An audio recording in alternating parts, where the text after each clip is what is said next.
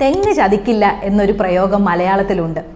സ്നേഹവും ലാളനയും വിദ്യാഭ്യാസവും ഒക്കെ കൊടുത്ത് വളർത്തുന്ന മക്കൾ പ്രായമാവുമ്പോൾ മാതാപിതാക്കളെ നോക്കാത്ത അവസ്ഥയോട് വളവും വെള്ളവും ഒക്കെ കൊടുത്ത് പരിചരിച്ച് വളർത്തിയ തെങ്ങ് എന്തായാലും കായ്ഫലം തരും എന്നതിനോടാണ് ഈ പ്രയോഗം കൊണ്ട് ഉദ്ദേശിച്ചിരിക്കുന്നത്.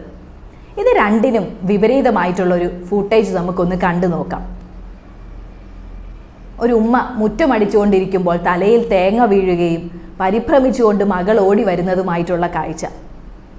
ഇങ്ങനെ സംഭവിച്ചപ്പോൾ മക്കൾ അപ്പോൾ തന്നെ ഈ തെങ്ങ് മുറിച്ചു കളയാനുള്ള തീരുമാനമെടുത്തു. ഏതൊരവസ്ഥയിലും നമുക്ക് താങ്ങും തണലുമായി നിന്ന ഉമ്മയോടുള്ള സ്നേഹവും കരുതലുമാണ് ആ മക്കൾ അവിടെ കാണിച്ചത്.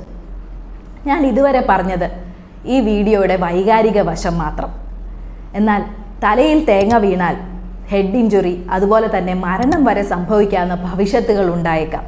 ഭാഗ്യവശാൽ ഈ ഉമ്മയ്ക്ക് ഒന്നും സംഭവിച്ചിട്ടില്ല.